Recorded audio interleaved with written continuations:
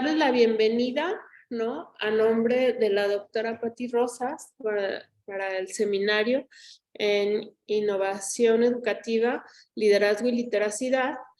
Y bueno, hoy vamos a tener la conferencia de relatos de poder, mitos y literacidad, ¿no? Con el doctor Luis Alberto Pérez Amezcua, quien se doctoró en Humanidades por la Universidad Autónoma Metropolitana, es maestro en estudios de literatura mexicana y licenciado en letras hispánicas por la UDG. Es parte del núcleo básico de la maestría en estudios en literacidad y es miembro del Sistema Nacional de Investigadores nivel 1. Y bueno, Luis, te cedo el uso de la voz. Muchas gracias, querida Mayra. Me da mucho gusto tener la oportunidad también de saludar a pues todos ustedes quienes son mis amigos, al doctor Fernando, un gusto reencontrarlo, doctor, Rachel, Marta, Coco, Rocío, la maestra Carmen Oliveros de acá del Centro Universitario del Sur, y bueno, a quienes también nos acompañan esta tarde. ¿Quién eres que estás con maestría TA2 UCEA? Que me dijiste que no servía mi micrófono. Ah, no me está escuchando, parece que está ocupada. Bueno, Marisol. nada, Marisol, hola. Hola, ¿cómo estás? Muy bien, muchas gracias por el tip del micrófono, me ayudó bastante, ya supe cómo resolverlo. Y José Francisco, muy buenas tardes. Pues bueno, si me permiten voy a compartir pantalla para comenzar con esta, más que conferencia, me gustaría una charla, de modo que siéntanse con toda la confianza de interrumpir, de preguntar, de añadir, de comentar. Me parece que a todos se nos haría pues más ameno este formato que a que solo estuviera yo hablando. Son cosas que me apasionan, pero por eso mismo creo que se vuelven más apasionantes todavía cuando se comparten. Entonces, por favor, no esperen hasta el final. Si quieren hacer una pregunta, lo pueden hacer en el momento que ustedes quieran. Entonces, vamos a ver.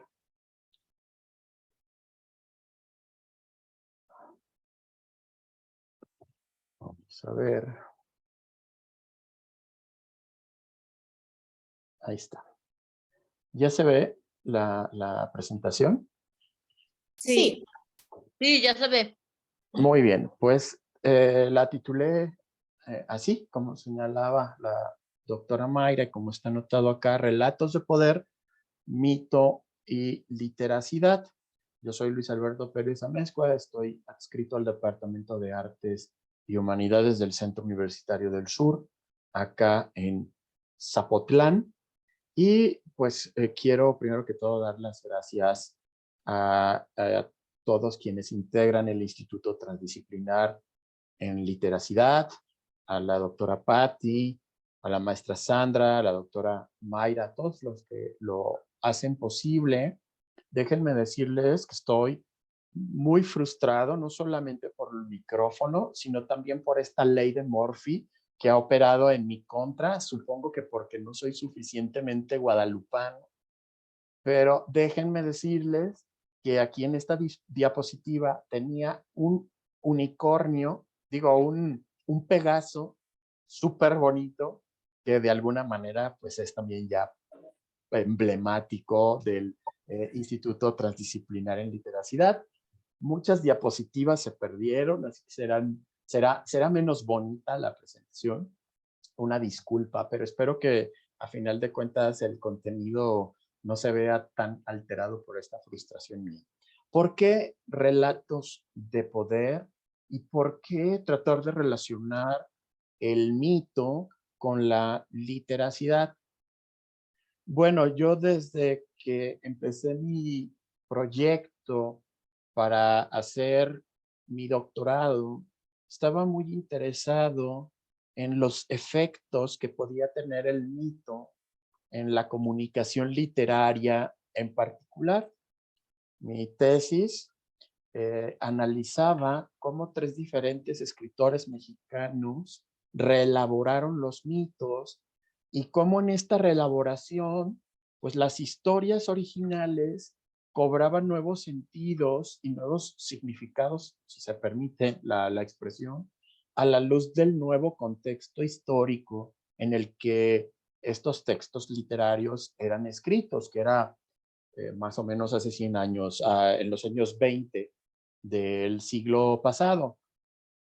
Entonces, bueno, pues seguí estudiando un poquito más a propósito del mito y me di cuenta de que cuando ya me incorporé a la maestría en estudios en literacidad, antes maestría en literacidad, que efectivamente podían establecerse ciertas características en cuanto a la función, el alcance o el propósito que podían tener una como disciplina y otra como, bueno, como forma de una comunicación particular.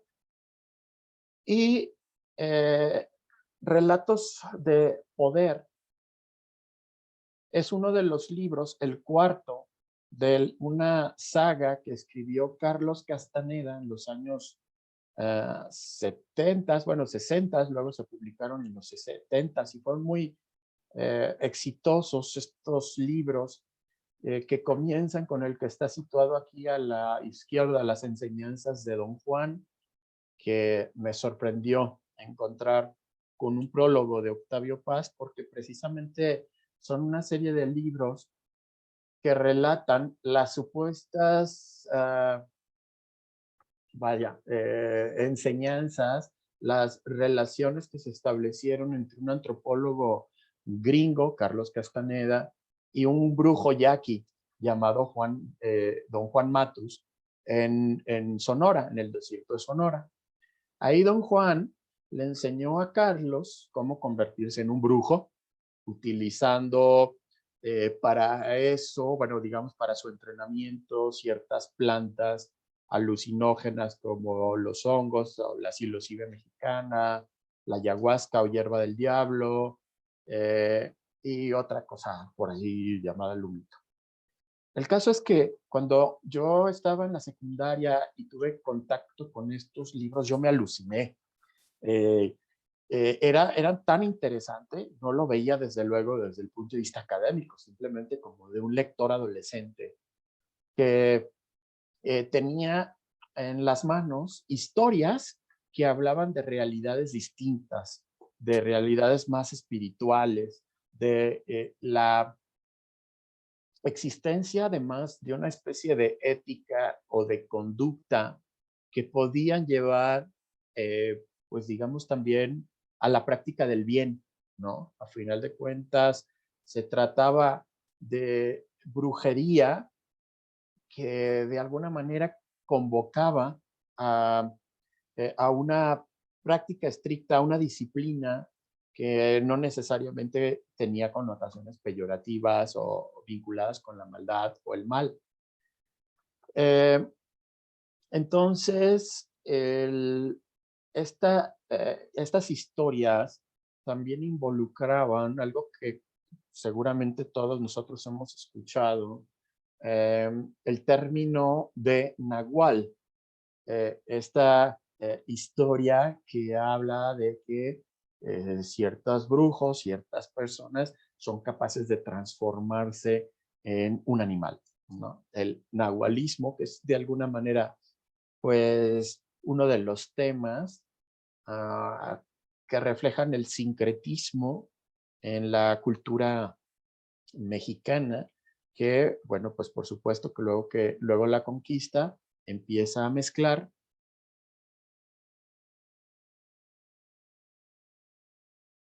pueblos prehispánicos con la religión católica.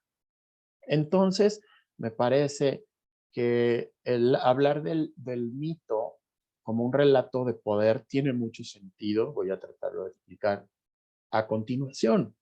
Efectivamente, el mito es una forma particular de relato, es una forma diferente de relatos por ciertas características que presenta, pero también porque proviene, según la teoría que trataré de exponer a continuación, porque proviene de esta parte más antigua, digamos, esta parte más profunda y esta parte más instintiva del ser humano. Me encontré con esta cita de Sigmund Freud en un libro que se llama Nuevas aportaciones al psicoanálisis de 1933, que dice que la teoría de los instintos es, por decirlo así, nuestra mitología.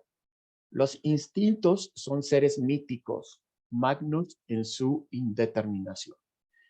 Todos saben, por supuesto, ya es parte incluso de la cultura popular, del lugar común, la historia del mito de Edipo, o cómo la ha trabajado, cómo la ha propuesto Sigmund Freud para hablar de estas relaciones sumamente estrechas que pueden establecerse entre los niños y sus madres, y cómo incluso estas relaciones pueden derivar en, digamos, en patologías que pueden tratarse desde el punto de vista psicoanalítico, atendiendo pues a estos orígenes muy primigenios, muy primitivos. Entonces, creo que en esto radica su poder.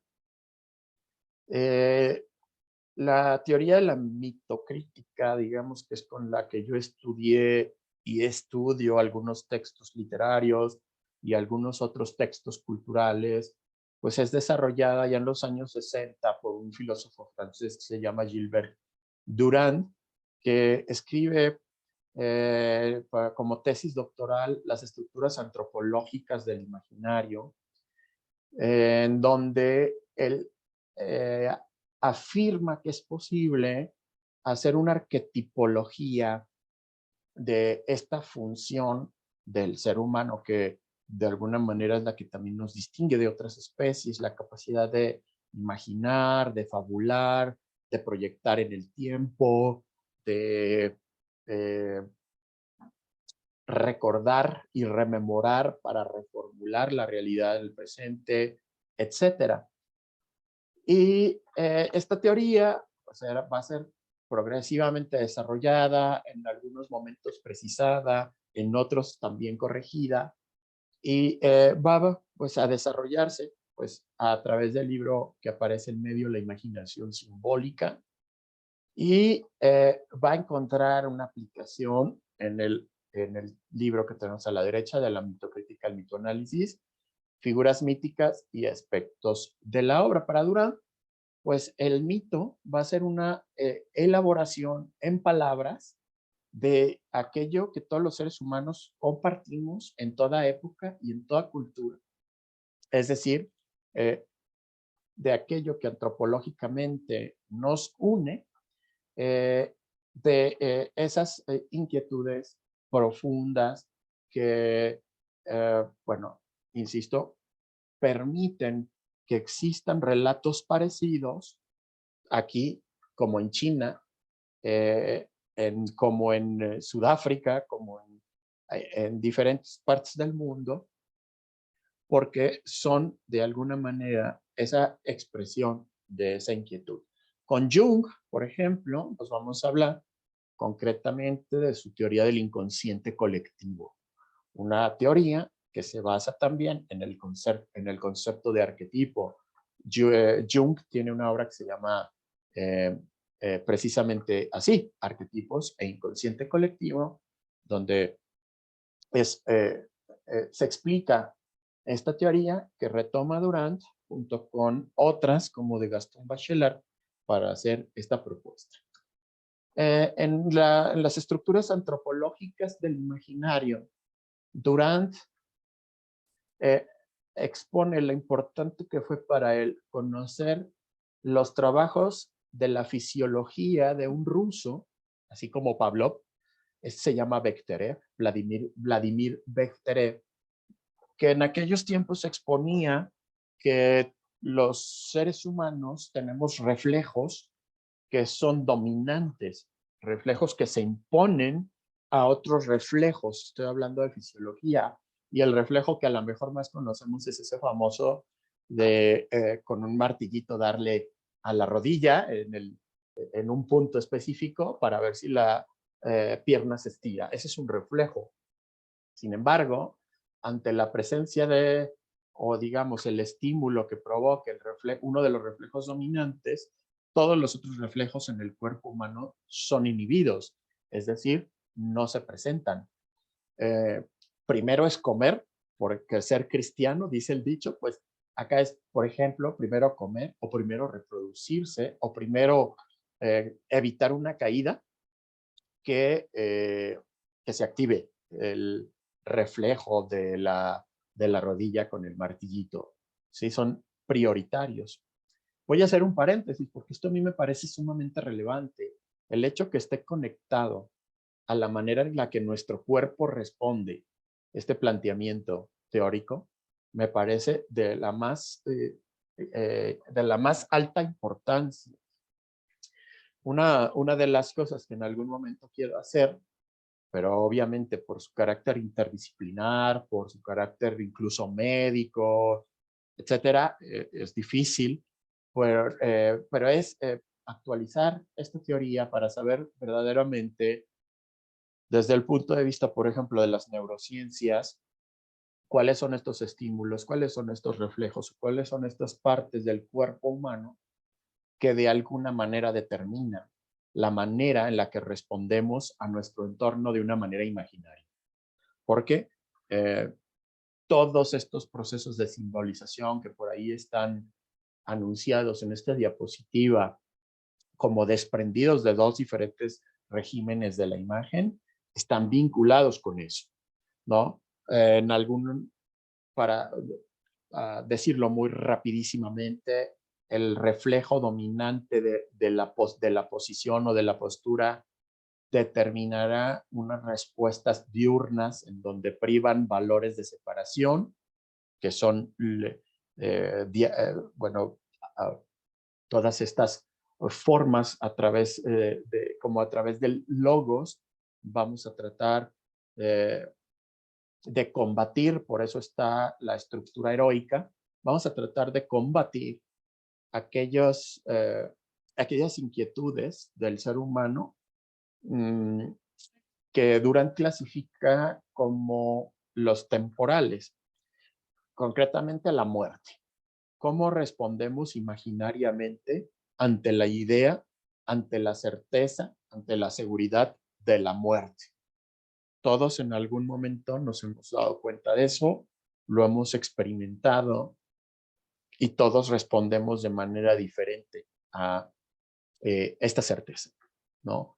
Unos van a tratar de manera muy somera, insisto, lo digo, de trascender la muerte a través de sus obras, a través de lo que puedan dejar de fama, a través de lo que puedan dejar para la eternidad. Es como la película de Troya con Brad Pitt, donde dice, bueno, no, lo más importante no es lo que hagamos aquí, sino lo que se hable de nosotros para la eternidad, en el futuro. Bueno, y el otro régimen va a generar estructuras místicas, estructuras sintéticas, y cada una de estas estructuras se expresará de manera simbólica. No, voy a parar aquí, no voy a seguir con esto, solamente que sirva para recordar que esta aproximación de la teoría del imaginario y de la expresión simbólica de este imaginario tiene una conexión biológica, fisiológica o antropológica, o al menos esta es la intención, ¿no? Esta teoría, junto con otros teóricos del imaginario, no solamente esta, pero sí lo va a mencionar en algún momento cuando ya se busque esta aplicación práctica para el análisis de una cultura o para el análisis de una obra en particular. Cuando hablamos del análisis de una cultura, Hablamos de mitoanálisis cuando hablamos de una obra en particular o de un conjunto de obras de un autor en especial. Hablamos de mitocrítica. Plantean la existencia de un mitologema. Fátima Gutiérrez, una investigadora española que resumió, que de alguna manera sintetizó estos trabajos de Gilbert Durand en diferentes obras, dice que el mitologema podríamos considerarlo como toda aquella pregunta, ojo aquí, toda aquella pregunta que en algún momento puede hacerse el ser humano y que no puede ser respondida de una manera científica o que no puede ser respondida de una manera que sea estrictamente lógica. ¿Sí? Es una pregunta. Por ejemplo, entre las preguntas más importantes que se van a poder plantear desde este planteamiento son las cosmológicas, las, quise salirme y solo lo arruiné. Son las preguntas cosmológicas, por ejemplo, ¿cómo se creó el mundo? El Génesis, el libro del Génesis, es un mito que responde a esta pregunta de cómo fue creado el mundo. Tenemos también mitologemas antropogónicos, cómo se creó el hombre, siguiendo en esta misma tradición judío-cristiana, ya que estamos guadalupanos el día de hoy, pues es Adán y luego Eva de su costilla, bla, bla, bla. Vamos a tener también mitologemas de orden escatológico, cómo va a acabar el mundo o qué va a pasar después del mundo. Y mitologemas, bueno, también antropogónicos o también escatológicos, pero de índole individual, como qué pasa después de la muerte. Entonces, pues la ciencia, aunque ha hecho algunos intentos por tratar de saber, de descubrir qué ocurre luego de que morimos, pues no tiene una respuesta completa, ¿no? No una respuesta completamente suficiente. Desde luego que la ciencia, pues ha venido a transformar la manera en la que el mitologema opera y cómo se responde míticamente a estas preguntas. En ese sentido, el mito va a ser simple y sencillamente la respuesta a uno o varios mitologemas. Levi-Strauss, estudiando también en diferentes pueblos el funcionamiento del mito y cómo el mito ayuda a mantener la cohesión social, cómo le da sentido a un grupo social, cómo lo mantiene unido y le da un propósito, le da un código de comportamiento, le da una ley, le da una religión. Habla de los mitemas, que vendrían a ser las unidades más pequeñas de sentido de un mito. Esto, por supuesto, pues lo hace siguiendo a la manera en la que la lingüística habla de fonemas o semantemas o otra clase de divisiones estructurales que terminen en emas, menos los enemas.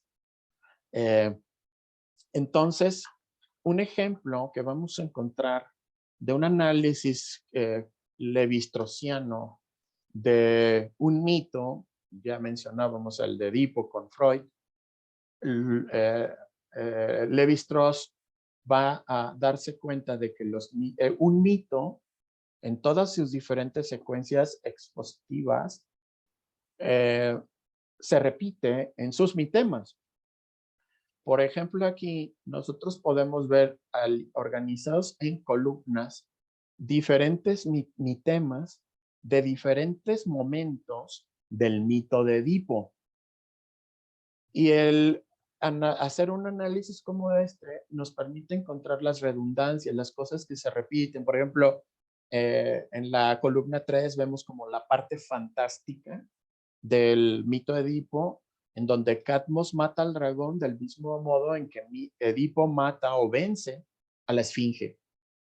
Pero si nos das a la columna 2, vamos a ver cómo hay unas relaciones familiares dañadas, de relaciones familiares más bien conflictivas. La parte de la historia, la parte del mito que conocemos todos muy bien es cuando Edipo mata a su padre, Layo, por un problema absurdo, lleno de ego en un cruce de caminos, pero también los espartó, y es decir, la estirpe de la que proviene Edipo, su padre también, se exterminan mutuamente en otra secuencia del mito. Y después también vamos a ver que Eteocles mata a su hermano Polinices. Entonces vemos aquí, tanto en el eje sintagmático como en el paradigmático, mejor dicho, en el eje diacrónico, es decir, en la secuencia de la historia que pasa linealmente una serie de diferentes mitemas, y en el eje diacrónico, pues estos mitemas que nos permiten hablar de eso, de temas míticos, cosas que se parecen, ¿no? Entonces, bueno, pues nosotros sabemos que Levi-Strauss, luego de pues, digamos, la influencia lingüística de todos sus maestros, pues ha sido como sumamente relevante para la antropología moderna, contemporánea, y pues para el estructuralismo y para el postestructuralismo.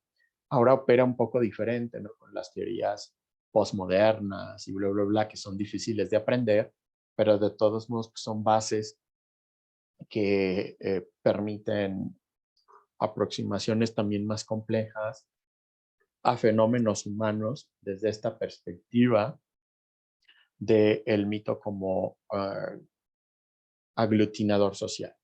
Después, para seguir, digamos, con esta idea del poder del mito, porque un mito es un relato poderoso, pues lo vamos a encontrar en el título mismo de otro mitólogo más que mitógrafo, llamado Joseph Campbell, quien ha planteado la teoría del monomito y, más o menos siguiendo a Vladimir Prop, ha diseñado un diagrama de cómo el héroe saldrá de casa, enfrentará pruebas, se superará espiritualmente y regresará a casa para crear una transformación. Y luego, esta es una definición que me parece ya nos permite hablar de las relaciones entre el mito y la literacidad. El mito como un instrumento innovador, bueno, no innovador porque es de lo más viejo del mundo, pero sí como un instrumento pedagógico que puede ser empleado en la educación de todos los niveles, en la educación postmoderna. Cuando yo leí en 2015, 2016 esta definición de mito que ofrece José Manuel Lozada, encontré estas cosas que destaco en color como relevantes para hablar de una pedagogía o una didáctica del mito. El mito didácticamente transmitido para educar, o el mito naturalmente transmitido que comunica una serie de lecciones, de enseñanzas en diferentes niveles. Y la definición dice así: el mito es un relato explicativo, explica algo, es simbólico, y el ser simbólico ya vimos con qué se conecta, con esta parte muy profunda del cuerpo, de la mente y de la especie humana, y dinámico. El mito no es estático, el mito se está transformando. Nosotros podemos ver más tarde, citar ese ejemplo, como Dafne y Apolo, pues tiene un origen literario consagrado en Ovidio, pero también hay una ópera de Strauss, de Richard Strauss, que se llama Dafne, y que por lo tanto añade diferentes sentidos o van de alguna manera haciendo que estos cambios en los mitos sean adaptados a una cultura, una época o una intención particulares. El mito tiene uno o varios acontecimientos extraordinarios con referente trascendente. Esto es que estamos, como diría Karl Kerenyi en su libro Introducción a la esencia de la mitología, un libro que publica con Jung, ante unos seres fantásticos en el sentido de que son divinos o sagrados. Esta es la trascendencia que también va a interesar a una definición moderna del mito. Pero bueno, podemos continuar. El mito carece en principio de testimonio histórico. Esto lo dice Mircea Eliade, desde luego. Eliade habla de in illo tempore, acontecimientos que ocurrieron en aquel tiempo, no sabemos cuál, pero que luego son siempre actualizados gracias al rito. Por ejemplo, el rito a fin de año, cuando se prende, ¿no? La gente está súper borracha, ¿no? Y sale a la calle y quema cosas y hace fogatitas. Pues ese acto ritual aparece aparentemente inocuo de quemar cosas. Tiene el sentido de extinguir el año anterior y abrir un tiempo nuevo, ¿no? En fin. Tenemos elementos invariantes reducibles a temas, los mitemas de Levi-Strauss, y sometidos a crisis. La parte de la crisis del mito va a ser relevante para su visión en relación con la literacidad. El mito presenta un carácter conflictivo, emotivo, funcional, ritual y remite siempre a una cosmogonía o a una escatología. Veamos pues qué compleja es la definición del mito. No es cualquier clase de relato, no es cualquier clase de cosa. Marilyn Monroe no es un mito. Taylor Swift no es un mito. Pelé no es un mito. Todos ellos tienen testimonio histórico. Podrán ser muy importantes desde el punto de vista simbólico, pero no son mitos. Todavía tenemos una definición peor, ¿no? Para el sentido académico o el sentido profundo del estudio del mito, que es aquella que dice que es una mentira, que es algo falso, ¿no? Que es algo sin fundamento. No sé, el mito de la uña de gato, o el mito del agua de Tlacote. Es el mito utilizado como sinónimo de mentira. No es por ahí la definición que nos interesa, tampoco importa que existan otras definiciones, pero no es la más productiva.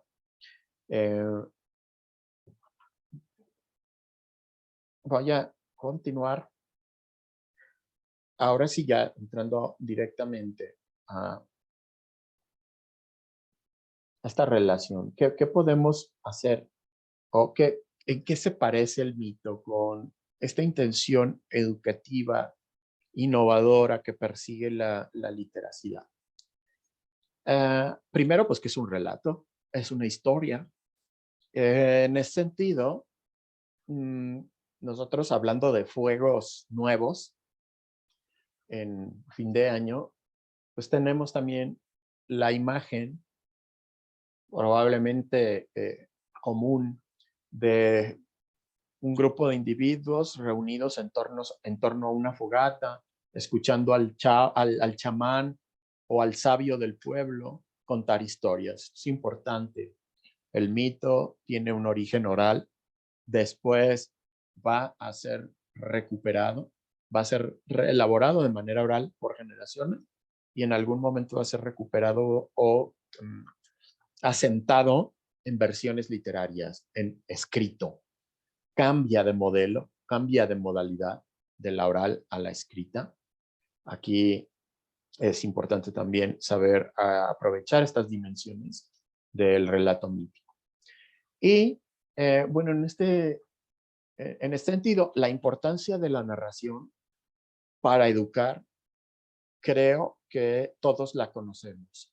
Cuando nosotros contamos una historia, tenemos más probabilidades de ser escuchados por nuestros alumnos, por nuestros estudiantes, por nuestros interlocutores. De alguna manera, se genera una especial atención. La narración tiene muchas ventajas cuando está organizada, cuando está bien hecha, pues una narración va llevando de la mano y va permitiendo diferentes acomodos mentales, por decirlo así, que permiten el aprendizaje o que permiten, pues, simplemente la conmoción.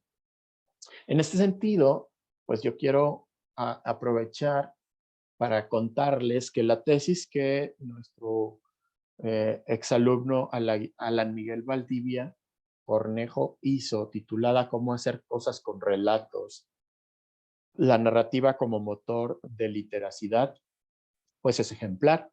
Esta tesis, que espero que pronto pueda ser un libro, que pueda ser también publicada, tiene un apartado en su capítulo 1 que se llama así, el paradigma narrativo, aprender con historias. De este modo, bueno, pues nuestro programa educativo ha colaborado, ha contribuido a ir destacando cosas que son importantes para aprender, para educar. Vimos en la definición de mito que era un relato emotivo. La parte emocional también va a ser muy fundamental, qué redundancia tan bonita, dije. Va a ser fundamental. Y también tenemos una publicación que habla de esto, que se llama Las emociones en el aprendizaje, lecciones de la neuroeducación y el enfoque centrado en el aprendizaje del estudiante, de nuestras queridas doctora Pati, maestra Sandra Cobian. Está ese texto incluido en un libro titulado Herramientas para la tutoría en la educación superior. Entonces tampoco voy a abundar demasiado en lo relevante que es la emoción, pero sí les puedo decir que en mis grupos, cuando de alguna manera se puede hablar o se puede anteponer la emoción a la parte conceptual, eh, pues se logra mayor atención. Creo que también todos quienes hemos estado al frente en un aula hemos podido eh, experimentar esta parte del poder de las emociones. Luego, pues la importancia de la literatura también como parte de un proceso educativo. Lo tenemos bien ejemplificado en el texto de nuestra querida doctora Teresa Orozco, un texto que publicamos el año pasado titulado El Triángulo L en México, Lectura, Literatura y Literacidad, y que tengo entendido expuso hace poco, ¿cierto, Mayra? Estuvo en el seminario la doctora Tere, ¿no? Sí, el mes pasado. Así es. Entonces, bueno, yo este semestre estuve ausente del seminario porque los lunes precisamente eran mis clases acá en CUSUR, entonces me las perdí. Habrá que verlas luego con calma guardadas. Pero bueno, entonces, Triángulo L, la profunda integración entre lectura, literatura y literacidad también son importantes. Entonces vemos que el mito va a pasar a la literatura, de ser ese relato oral, inestable, modificado de una manera extraña, pero siempre modificado con base en un control estructural. Hay una especie de leyes dinámicas del mito, creo yo, esa es una de las cosas que también estoy tratando de poner luego en el papel con más sentido y con más cuidado.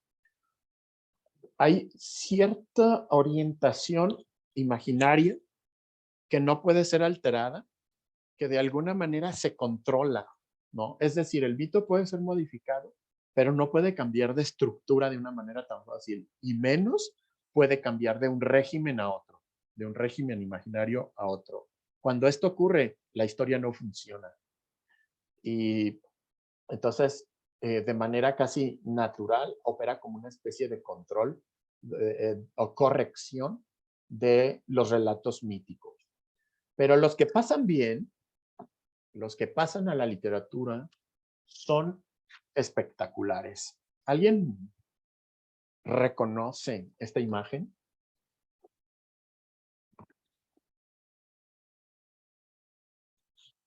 Mientras le tomo el cafecito, ¿alguien quiere prender su micrófono y decirme? ¿No? Ese es Apolo y Dafne.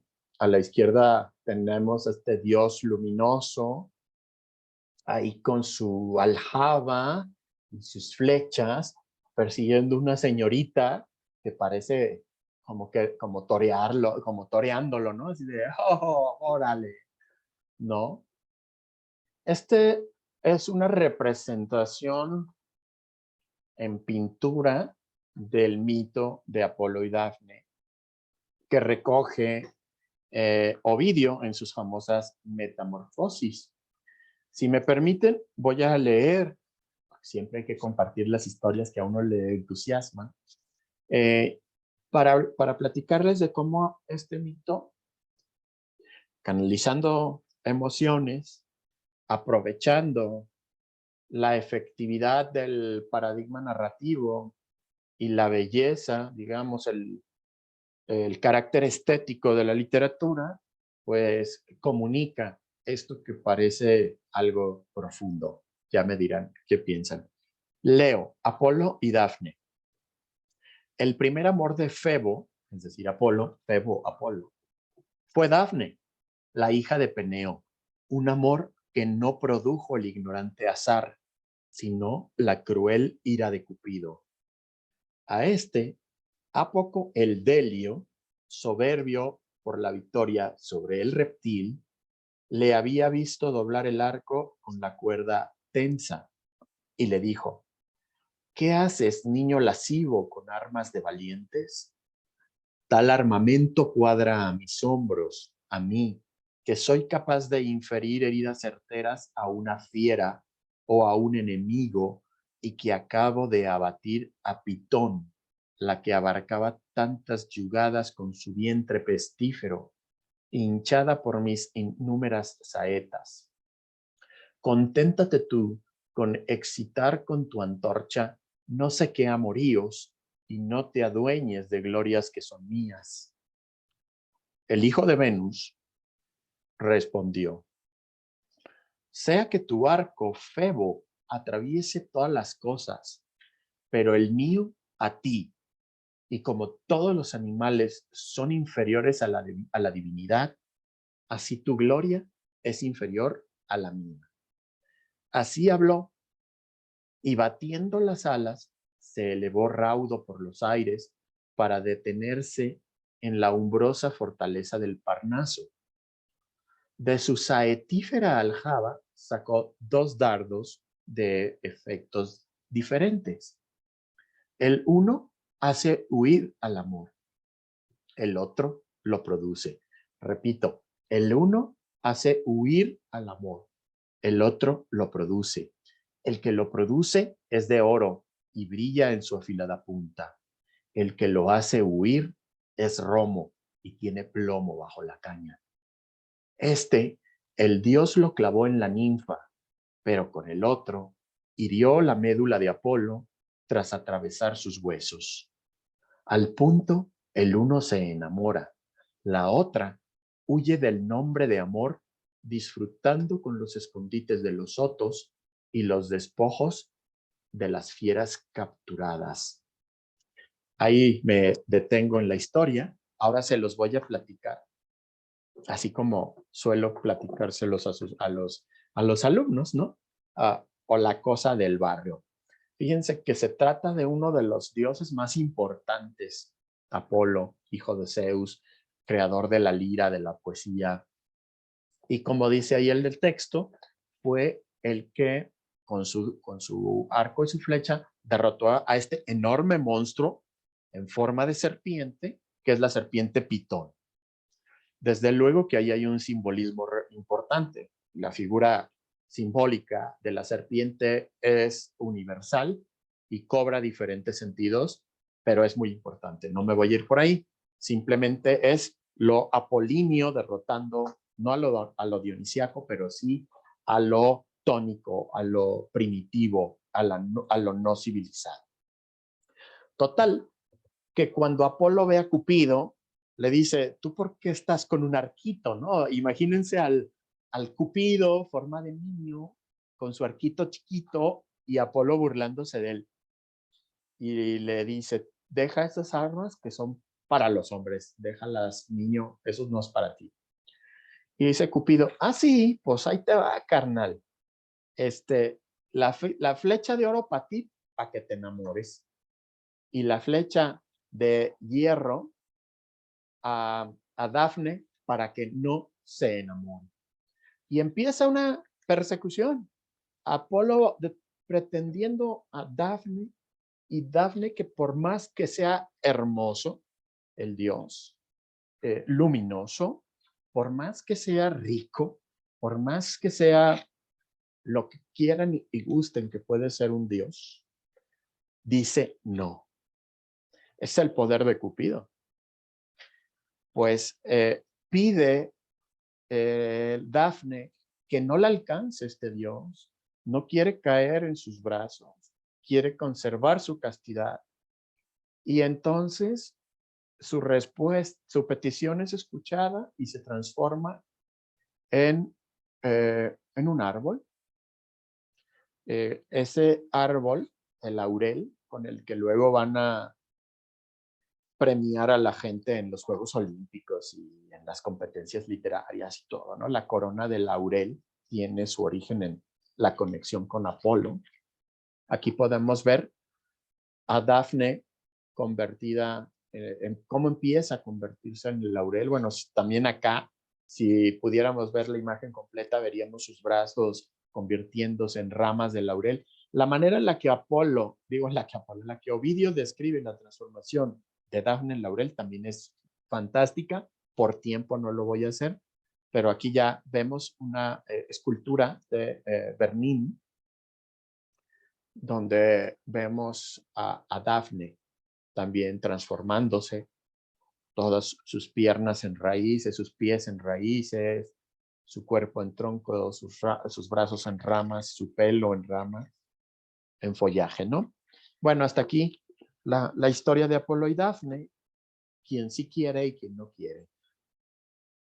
¿Alguien que me ayude a leer el soneto, este soneto que está aquí? ¿Quién se anima a leer un soneto? ¿A quién le gusta leer sonetos? ¿Tú, Mayra? Digo, porque es la única que tienes acá aprendida, entonces, aunque ahí está también Rachel, es verdad, o Marta, quien quiera leer este soneto, adelante. Yo. Va. Va. Hola, Karina. Sí.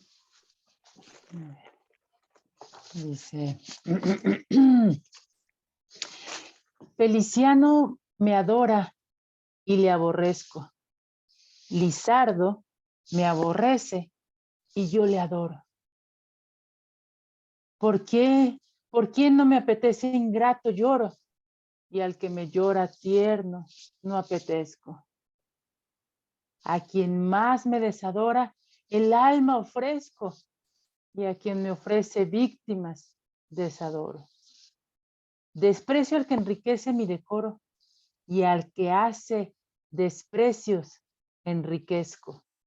Si con mi ofensa aún no reconvengo, me reconviene el otro a mí ofendido, y al padecer de todos modos vengo, pues ambos atormentan mi sentido. Aqueste con pedir lo que no tengo, y aquel con no tener lo que pido. Muchas gracias, Karina. Una excelente cuentos de acá de Ciudad Guzmán, de Zapotlán. Muchas gracias, Cari. Gracias. Pues es un soneto de Sor Juana Inés de la Cruz. Uno la quiere, pero ella no. Y a quien ella quiere, no le corresponde. ¿Sí? Entonces, es un soneto que habla del amor no correspondido. Es esto que Dafne no le pudo dar a Apolo, ¿no? Hay otro soneto, también de Sor Juana, en el mismo sentido, que va por el mismo tema. Vean cómo le interesaba pues, a nuestra más grande poetisa, ¿no? Esta idea. Al que ingrato me deja, busco amante. Al que amante me sigue, dejo ingrata. Constante adoro a quien mi amor maltrata. Maltrato a quien mi amor busca constante. Al que trato de amor, hallo diamante. Y soy diamante al que de amor me trata. Triunfante quiero ver al que me mata y mato al que me quiere ver triunfante. Si a este pago, padece mi deseo. Si ruego a aquel, mi pundonor enojo. De entrambos modos, infeliz me veo. Pero yo, por mejor partido escojo, de quien no quiero ser violento empleo, que de quien no me quiere, vil despojo. O sea, es la literatura que nos permite hacernos la pregunta a nosotros, ¿te ha pasado a ti estar enamorado de alguien que no te pela, que no te corresponde? ¿Cómo te pones? ¿Y cómo te sientes cuando al revés alguien anda detrás de ti, tiene todas las cualidades, tiene todos los atributos, ¿no? Las mamás, hija, pero mira, es buen muchacho, trabajador, estudia en el TEC, digo, en la UDG, estudia en el CUSEA, no, pues sí, y efectivamente está más guapo de este otro que a mí me gusta, pero no me mueve, ¿no? Es un misterio, es un mitologema. La pregunta es, ¿qué genera el amor? El mito lo expresa con esta historia de Apolo y Dafne, pero tiene, por supuesto, una realización en todos nosotros, digamos, ¿no? Es esta pregunta que no puede responder la ciencia. ¿Por qué uno me gusta y el otro no? ¿Por qué el que me quiere, yo no lo quiero? Esto está expresado, está respondido a través de un mito. Y luego el mito trabajado a través de la literatura. Ya les hablé de cómo hay diferentes medios, ¿no? El literario, está el pictórico, está el escultórico, está el operístico y todo empieza de alguna manera a contribuir a desarrollar este mito o esta idea. Entonces, bueno, si el mito es un relato muy poderoso, ¿cómo lo podemos emplear de una manera pedagógica? ¿Cómo la podemos emplear de una manera creativa para que los chicos, nuestros estudiantes, nuestros niños, desarrollen el pensamiento crítico, lean con más atención? Todo aquello que pues, nos interesa que de alguna manera sean capaces de hacer, en particular en nuestra área, ¿no? La de la lengua, de la literatura, las humanidades, etcétera. Bueno, pues el mito es importante, es útil como recurso pedagógico. Primero, pues porque permiten el acceso a puntos del imaginario individual y colectivo que son importantes para el desarrollo psíquico. Es decir, son historias que se vinculan con los sueños, con esta parte inconsciente. Otra vez con Jung, pues con como diría él, esta necesidad de pasar por un proceso de individuación que para Jung, términos por supuesto muy groseros, significa la unión del ánima con el animus y por lo tanto, digamos, la trascendencia como ser humano. Entonces, por esto, permite este acceso a ciertas áreas, a ciertas regiones del aparato simbólico, del aparato imaginario, digamos, del ser humano, de una manera más efectiva que otra clase de relatos. También porque permiten o ofrecen oportunidades de reflexionar sobre temas de la existencia humana que son sagrados. Por ejemplo, los ríos los mares, los montes, los árboles, algunas criaturas eran considerados en diferentes mitologías dioses o divinidades. Si consideramos alegóricamente a un río, por ejemplo, como un dios, es precisamente porque la vida del hombre está estrechamente vinculada con el río, con el recurso que significa el agua, porque ahí pescan, porque de ahí beben, porque toda la existencia del ser humano puede depender de esos recursos que, insisto, son sagrados. Aquí creo que vale la pena hacer un paréntesis para mencionar que hay toda un área, se llama ecocrítica, de estudios que tratan de ver o de estudiar la relación del ser humano con los recursos naturales, cómo el hombre se ha relacionado con estos. Y hay una parte de la ecocrítica que la va a abordar desde el punto de vista mítico. ¿Sí? Hay un estudio hermoso de un investigador inglés llamado Ben Pestel, un colega del Centro de Estudios Míticos, no se llama así, pero es en la Universidad de Essex, en Inglaterra, el Mid Studies Center, ya me acordé, el Mid Studies Center de la Universidad de Inglaterra, y Ben Pestel habla de un poemario llamado Dart, D-A-R-T, que es un río en Inglaterra en el que una poeta creció. Y este poemario da cuenta de los recuerdos de esta poeta cuando era niña en los márgenes del río y cómo ya cuando era grande llegó a darse cuenta de que no existía más. El río se había secado. Entonces, es sagrado por esta importancia que tiene en la vida de los seres humanos. Cualquier recurso natural, la tierra misma, la hipótesis Gaia, por ejemplo, ¿no? Lo resume bastante bien. Los mitos ofrecen oportunidades de reflexionar sobre comportamientos, valores o principios. Es decir, también permiten discusiones de tipo ético. Por ejemplo, ¿tú qué hubieras hecho si hubieras sido Edipo y te encuentras con un señor que se niega a cederte el paso en la esquina? ¿Te bajas y lo matas?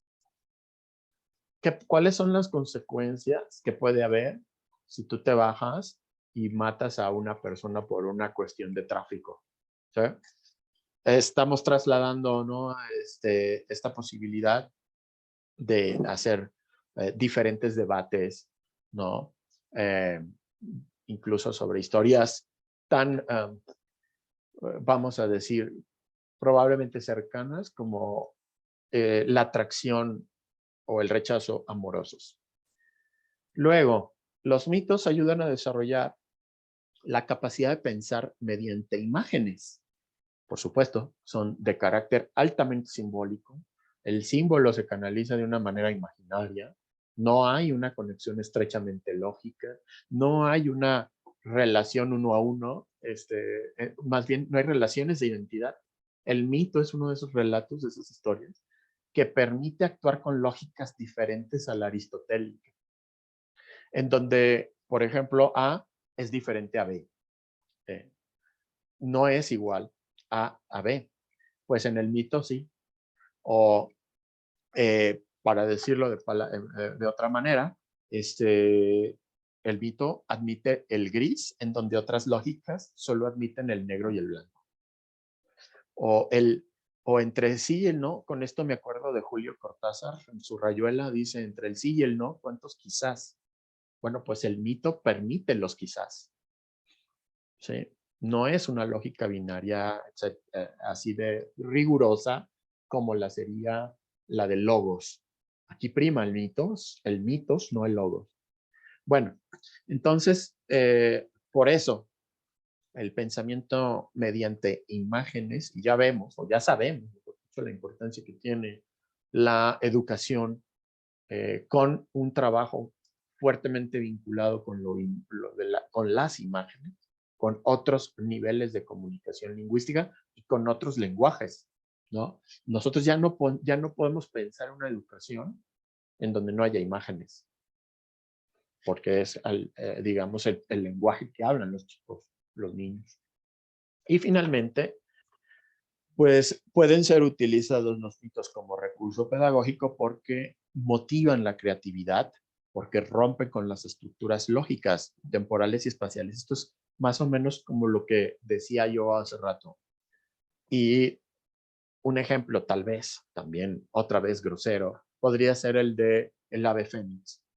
¿Cómo es posible que el ave fénix renazca de sus cenizas? ¿No? Pues la lógica nos dice, no, de las cenizas que están muertas ya no nace nada, está muerto. Bueno, pues el mito sí lo permite. O los mitos, digamos, de pueblos más primitivos, entre comillas, porque yo creo que el pueblo más primitivo es el que vive en estos momentos. Nuestra cultura es terrible. Bueno, tienen historias bien inverosímiles, ¿no? Así que las lees y están todas desconectadas.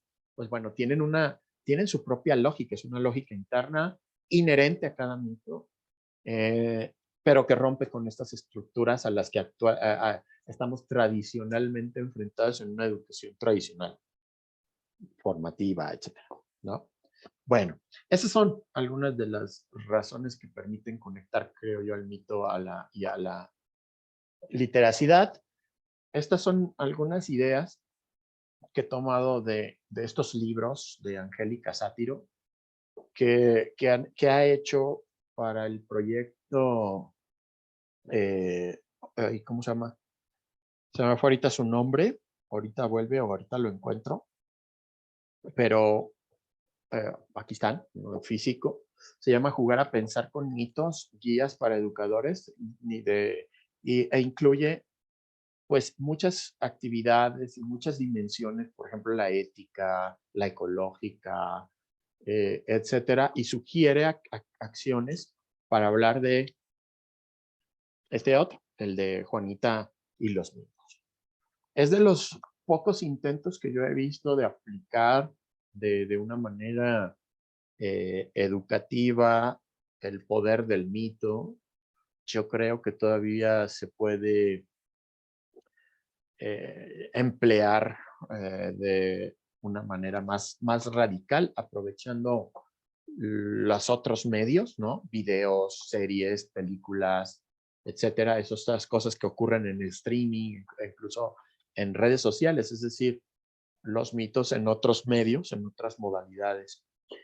Y pues los libros están allí con algunas indicaciones gráficas en los márgenes que señalan algunas de las cosas que pueden hacerse con algunas de las partes de los mitos, ¿no? Algunos de los temas. Creo yo, estoy aventurándome mucho tal vez, que los mitemas pueden generar o producir alguna actividad de aprendizaje particular. Bueno,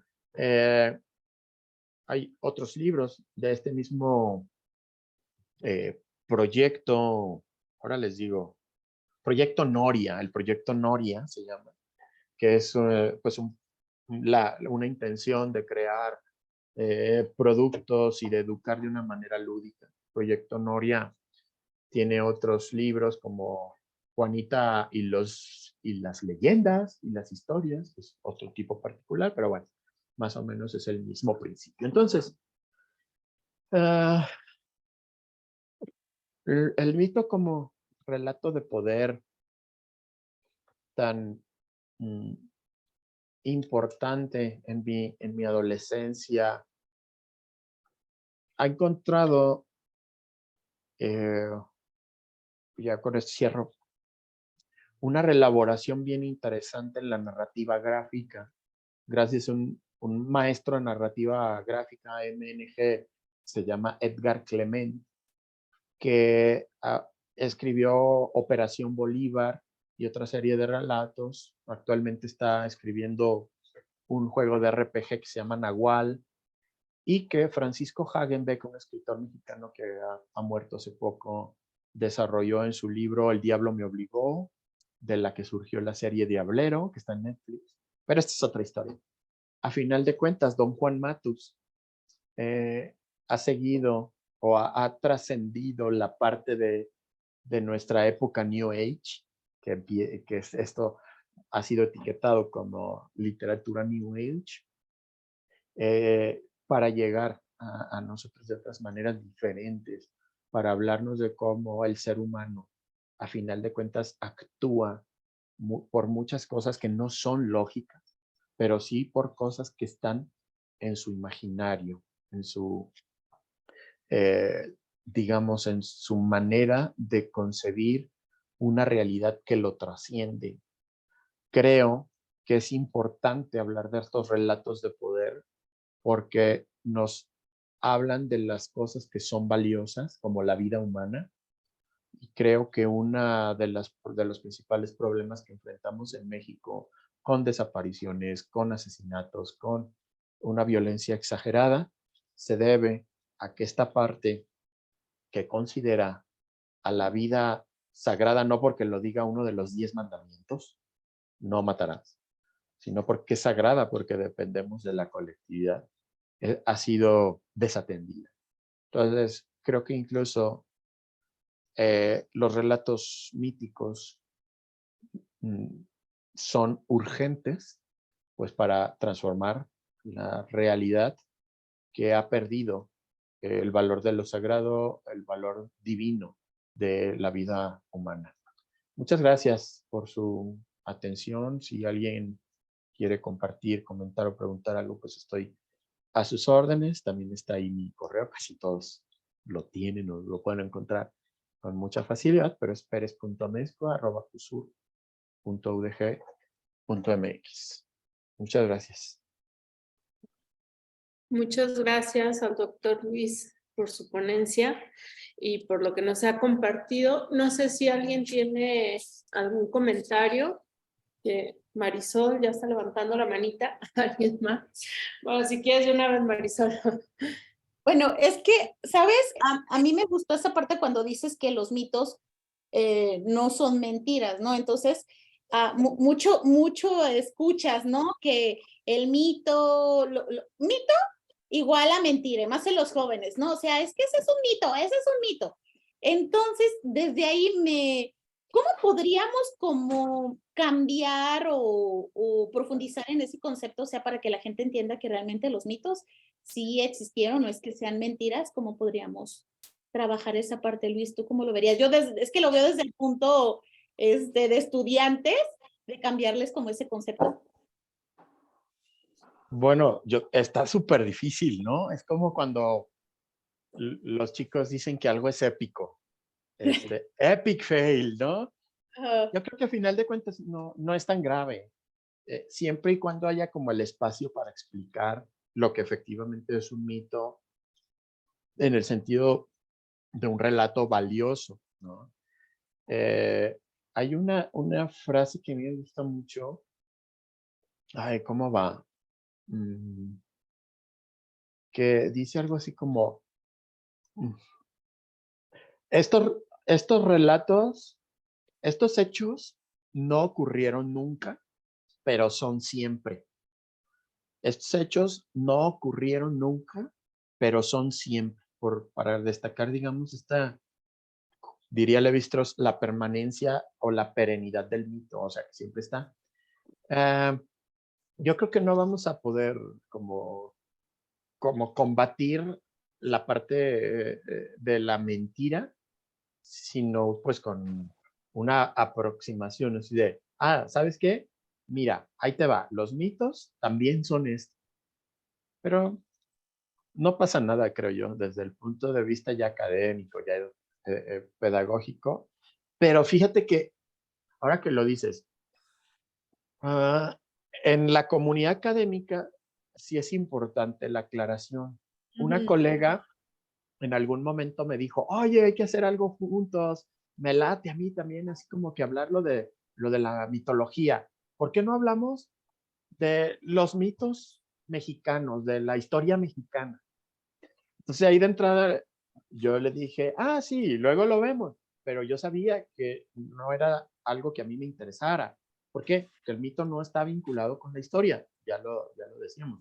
Carece en principio de orígenes históricos. La leyenda tiene una cierta vinculación, pero el mito no. Entonces, cuando está empleado como un mito que identifica un pueblo, por ejemplo, el de la independencia. ¿Sí fue Miguel Hidalgo el de la independencia? Sí, ¿verdad? Sí. O los de la revolución. Son mitos, le pongo las comillas, porque se han de alguna manera transmitido gracias a una pedagogía. Es decir, son historias que han sido seleccionadas por un grupo en el poder que tenía los recursos para escoger las historias que quiere contar y legitimar ese poder. Son sin duda temas muy interesantes, pero no es el tipo de mito que a mí me interesa. Por supuesto, pues el mito como sinónimo de mentira, pues es todavía peor. Hace poco, en octubre, estuve en un congreso de mitocrítica en España y incluso entre los ponentes, entre los miembros del grupo de investigación, se llama Asteria, empezó a hacer como una charla. Ya todas las ponencias, nosotros mismos decíamos, no, lo que pasa es que esto es un mito, ¿no? Y en el sentido de falsedad, burlándonos también de esta otra presencia del significado.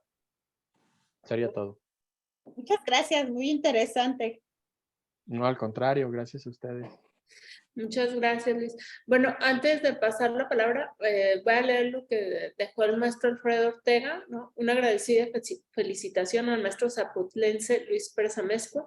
Es un placer escuchar sus avances en el concepto del mito y sus múltiples rostros. Entonces, José Francisco y luego la doctora Marta. Muchas gracias, doctor Luis Alberto, por la exposición. Mi pregunta va en un sentido de correlacionar el mito con la ideología.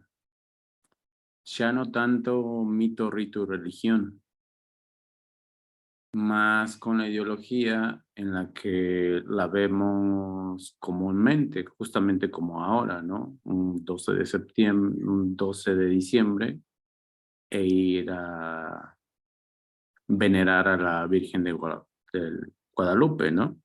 ¿Cuál es el mito? Pues que se le apareció a un indígena y quedó ahí su imagen, ¿no? Entonces a lo que voy es, ¿de qué manera los mitos que son estructurantes para la cultura, son fundacionales, los relaciona con la ideología? Gracias. Bueno, creo que el tema de la Virgen de Guadalupe nos provee de un ejemplo espléndido, ¿no? Digamos, la iglesia o cualquier clase de religión sí que se dio cuenta que el mito era bien importante, que era muy poderoso, que podía, a través de eso se podría controlar la conducta del pueblo, o que incluso podía ser utilizada, ¿no? Para castigar a un pueblo, para premiar a un pueblo, incluso para crear, pues hasta una casta, digamos, ¿no? Una especie de clase. Dumézil, otro investigador, analiza en diferentes mitologías cómo está la casta sacerdotal, la casta guerrera y pues, otra, la del pueblo llano, ¿no? Entonces, este poder simbólico dinamizado con intenciones de poder, pues son las que lo vinculan con la ideología.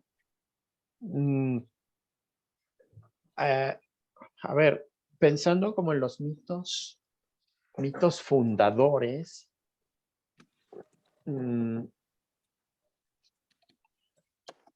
hace rato que yo venía para acá al centro universitario y pasé por el santuario. Iban caminando por la calle dos danzantes.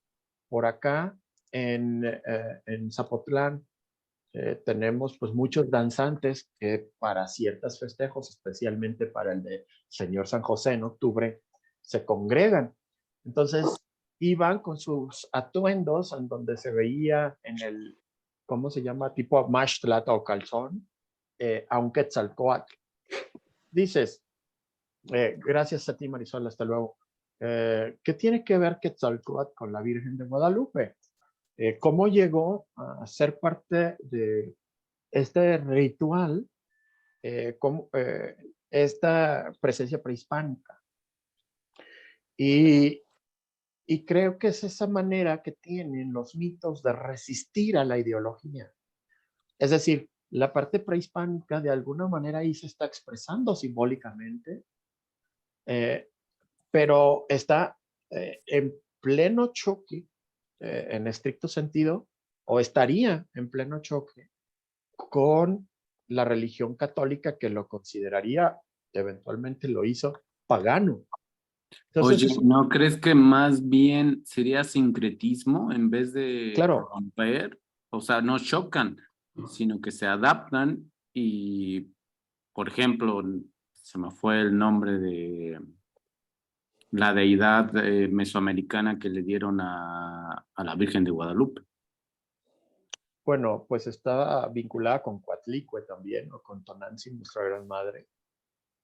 No sé si por ahí vaya, pero sí, o sea, es una forma sincrética que muestra la resistencia a la evolución del mito, no en rechazo, pero sí en, ¿cómo podríamos decir? En resistencia a una ideología determinada. No es precisamente ideológico el papel del mito, aunque pueda darse de alguna manera más bien tangencial. Necesitaría también un poquito más de tiempo para tal vez elaborarlo, pero creo que por ahí iría. Muy bien. Ok, muchas gracias. Muchas gracias, doctor Luis. Doctora Marta. Gracias, buena tarde. Bueno, Luis, muchas felicidades por la charla, me encantó. Me lleva a confirmar algo que yo ya había leído hace mucho tiempo y con tu charla me lo recordó y lo disfruté mucho. Recuerdo la lectura que una vez hice de Eduardo Tejero en el libro del Retorno de los Mitos. Ese libro me encantó porque él pone de base como que los mitos son una parte importante, sobre todo en la vida cotidiana de los seres humanos, porque él afirma que así como los rayos y los truenos, las luces y las tinieblas, el agua y el fuego fueron la base para la fundación o la creación del hombre y que el hombre le encontrara sentido a la vida, pues entonces así también aparece pues esto, ¿no? La onomatopeya, pero luego aparece el mito. Y el mito es algo muy importante. Entonces, creo que con tu charla nos llevas a reflexionar cómo el mito debe de cobrar un sentido, pues con significado, ¿no? Porque el mito, pues por simple hecho como el mito, como lo conocemos, es claro que nunca va a satisfacer ningún interés científico, ¿no? Sino lo que se trata con el mito es una resignificación de lo primitivo, pero que pueda ser contado y que pueda tener un sentido, ¿no? Entonces, me encantó por eso la charla y yo considero que, bueno, acabo quedó grabada la charla, esto puede ser de gran utilidad para que en la maestría, por ejemplo, podamos invitar a más estudiantes que trabajen el mito como un elemento importante, no en la literacidad, porque considero que el mito es una herramienta que puede ser una herramienta didáctica y que nos puede llevar a detonar la imaginación, la creatividad y se puede lograr, por supuesto, que los estudiantes hagan investigaciones innovadoras, ¿no? Y esta es una manifestación que se puede hacer a través del mito, pero es el mito y la escritura, o sea, el mito, en sí, la imaginación, la creatividad y la escritura, sería maravilloso empezar a desarrollar esas habilidades, ¿no? Pues muchas felicidades, Luis. Muchísimas gracias, querida Marta. No conozco este libro de Tejero, pero ya lo Ah, apunté, ya lo buscaré, porque creo que el título es muy sí, es muy significativo. bueno. Ujú. Yo lo voy a Este, buscar y si lo tengo escaneado, si lo tengo, te lo escaneo y te lo mando. Ujú. Muchas gracias. Sí. Eleazar Meletinsky, que fue discípulo de Propp, tiene un libro que se llama El mito, pero en otro libro, curiosamente, de teoría literaria, tiene un texto que se llama Sociedades, Culturas y Hecho Literario. Y ahí precisamente habla del cómo el sincretismo, pues aprovechó, tú hablabas de onomatopeya, Sí. pero y Meletinsky habla de cómo hay, bueno, diferentes teorías, pero el hecho de la música, el ritmo, la repetición, Ujú. cuando se asocia con la palabra, pues produce poesía, Sí. y con el movimiento, la poesía está vinculada con la danza, etcétera, ¿no? Ujú. Y bueno, cómo se da este sincretismo de las artes en diferentes culturas y en diferentes momentos. Ujú. Y creo que también estos orígenes, este retorno, se habla de que el siglo XX fue el siglo del mito. Yo creo que en el siglo XXI vemos todo este mitologismo en las Sí. artes de una manera descarada, no solamente con el universo Marvel, por ejemplo, ¿no? Vemos en los animes, que son como cosas que les interesan mucho a los chicos, animes, manga, videojuegos, no, hay mitos incluso mezclados de diferentes culturas, sobre todo en los videojuegos. Entonces sí, yo creo que, bueno, siempre ha sido mi interés, ¿no? Que más Ujú. personas se interesen en el estudio del mito y en su relación con la didáctica, el aprendizaje, etcétera. Será maravilloso. En nuestra maestría creo que sería también Sí. muy Sí, sí, sí. importante, ¿no? Porque están por todas partes. O sea, regresaron, pero con ganas. Los relatos míticos están en todas partes. Muchas gracias, Sí, Marta. es que efectivamente sería como regresar, retornar, a encontrar, no, a valorar, a reconocer y a valorar nuestro origen. O sea, nuestro origen, nuestro contexto, el espacio en el cual nos desarrollamos, con las personas que interactuamos. Por eso considero que es una excelente herramienta para eso, porque es como resignificar la vida cotidiana, ¿no? A partir de la historia, de lo escrito y de las vivencias. Muchas gracias. No, al contrario. Gracias. Blanca,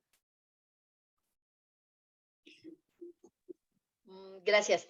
Bueno, primero que nada, pues muchas gracias, Luis, porque la verdad es que siempre a mí me parece maravilloso escucharte, además porque sé que es algo que te apasiona y entonces transmites esa pasión. O sea, está bien chido porque uno se entusiasma de escuchar cuando a alguien le entusiasma lo que está diciendo, ¿no? Y en este sentido, yo tengo dos comentarios. Primero, estoy de acuerdo con la doctora Marta. Yo ahorita que estaban hablando de estos ejemplos de la Virgen de Guadalupe, yo pensaba en esto de la literacidad, que para mí está ahorita, pues es lo que tengo aquí, ¿no? Porque estoy haciendo lo de mi tesis y fue algo muy simpático que, por ejemplo, yo estoy trabajando con una comunidad vulnerable. Y dentro de las charlas y de los trabajos que estoy haciendo y de la intervención que estoy haciendo hace poco, justamente ahora con esto de la Virgen de Guadalupe, decía, ¿no? Una de las personas, que ellos podían trabajar, o sea, de la onda, ¿no?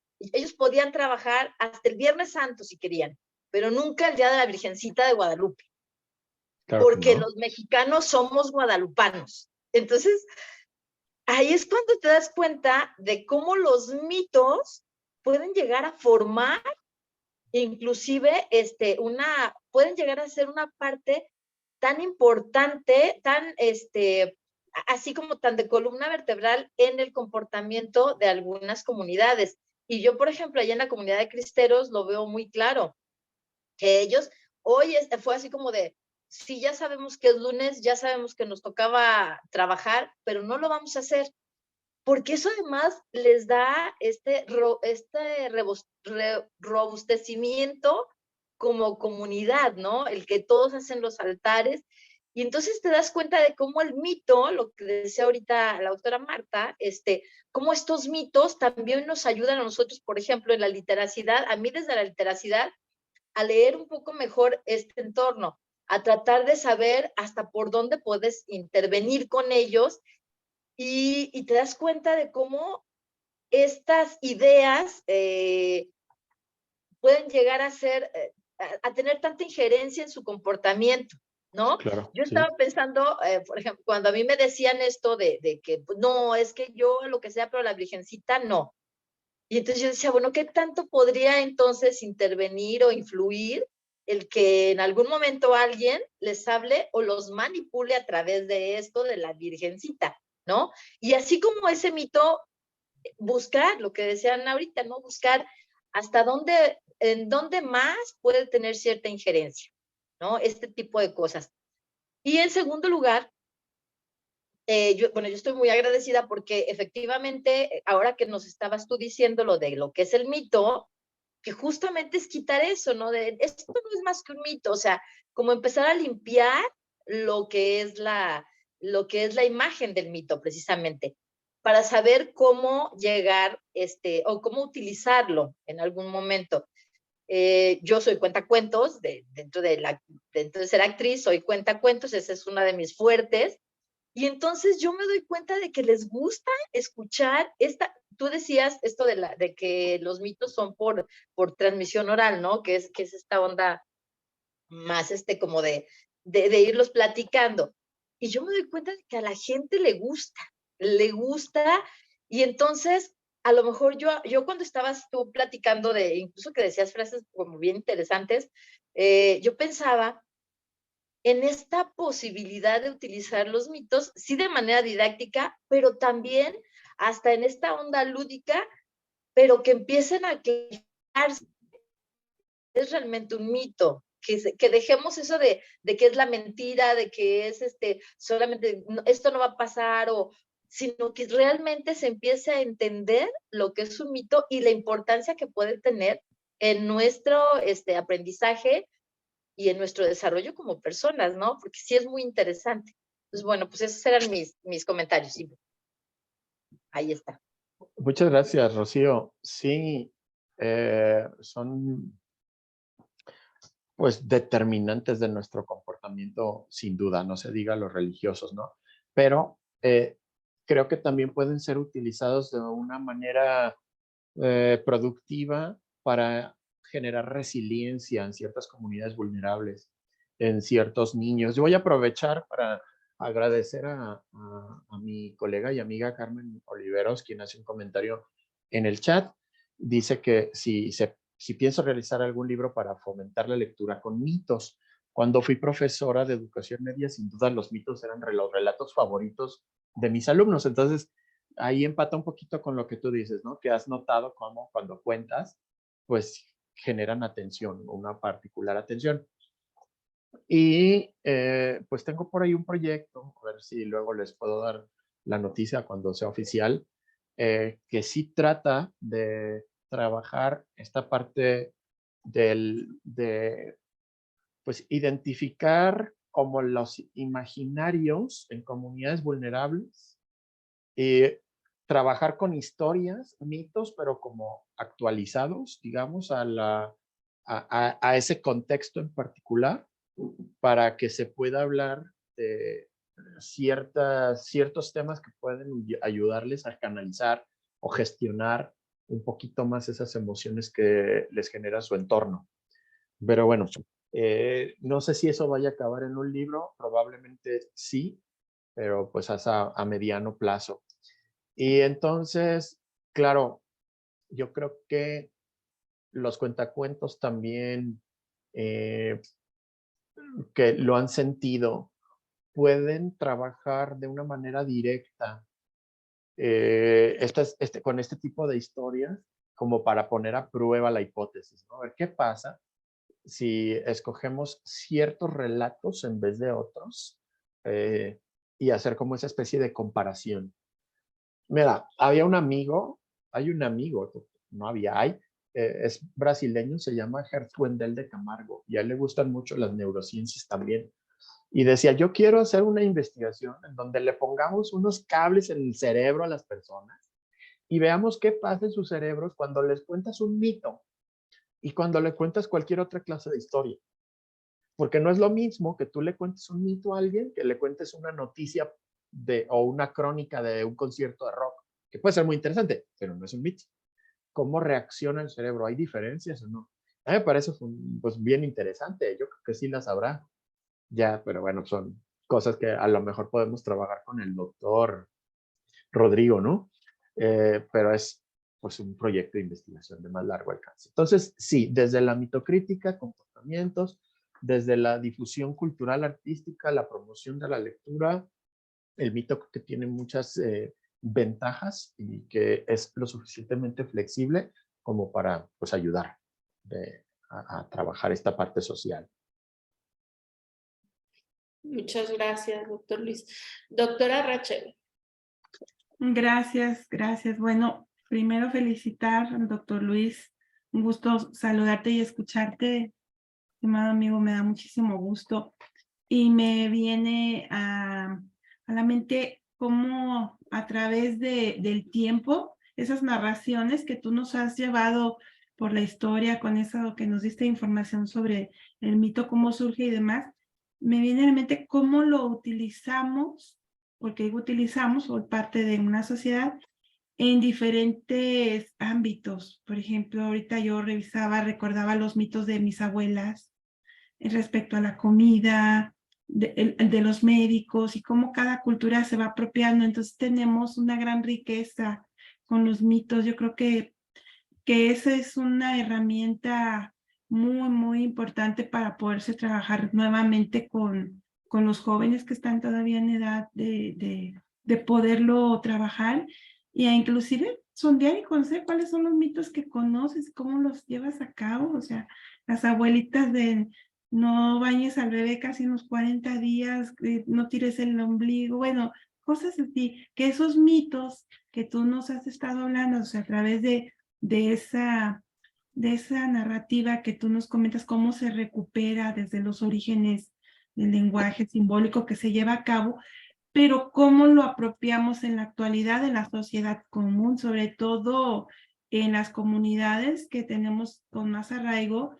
Ahorita hablabas tú de lo religioso, igual lo cultural, lo culinario, lo médico, en cada ámbito. Creo que tenemos mucho por donde conocer de lo que nuestra sociedad mexicana, sobre todo hablo de esta, por ser parte de la misma, tenemos en ese sentido. Gracias. Muchas gracias, querido Rachel. Un gusto saludarte. Bueno, vayan a leer los comentarios, ¿no? Muchas gracias, doctora Rachel, ¿no? Por sus comentarios. Bueno, y también voy a hacer un comercial. Les dejé en los comentarios un cartel, ¿no? Del primer semestre de las conferencias que van a hacer el próximo año. Pero bueno, Marisol se despidió y muchas gracias por la plática, al doctor Luis, ¿no? Carmen Oliveros dice, doctor, siempre es un... Ah, bueno, tú ya leíste este comentario. La doctora Rachel también, ¿no? Ya te felicito ahorita mismo y bueno, gracias por lo ameno, ¿no? Para conocer el mito y el poder de la palabra. El doctor Fernando dice, muchas gracias por la charla. Nos manda saludos a todos. Arturo Verduzco también agradece por la charla. La doctora Marta se despide y también la doctora Carmen Oliveros. Entonces, pues muchas gracias. Ah, hay un comentario más, José Francisco, o se quedó la mano levantada, se levantó. Sí. Mi pregunta va más hacia la última diapositiva de Carlos Castaneda. Sí. Dirigida hacia los relatos de poder, ¿no? Que son 3 libros. Ahí lo considera como mito o leyenda o antropología que se hizo, porque, bueno, es un antropólogo el que estudia, no recuerdo si es Carlos Matos o cómo se llamaba. Juan Matos, don Juan Matos. Juan Matos.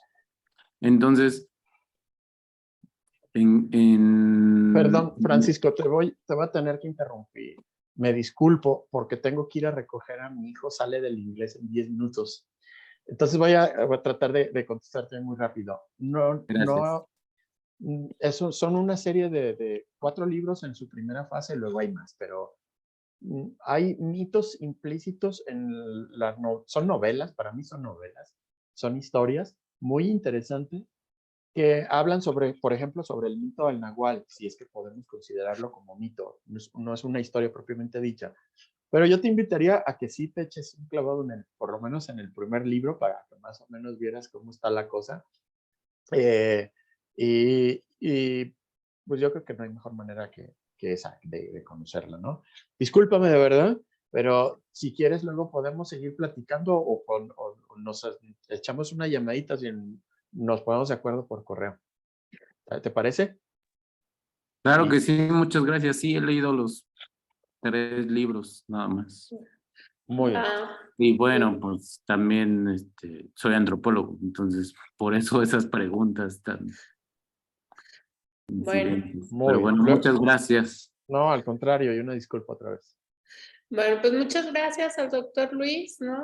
Muchas gracias a todos por haber venido el día de hoy, ya es la última conferencia del año. Les deseamos felices fiestas, felices vacaciones, que descansen, próspero año nuevo.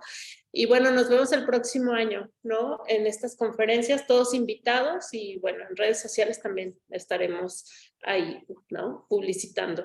Muchas gracias. Muchas gracias. Felices fiestas. Hasta luego. Hasta luego. Gracias, hasta luego.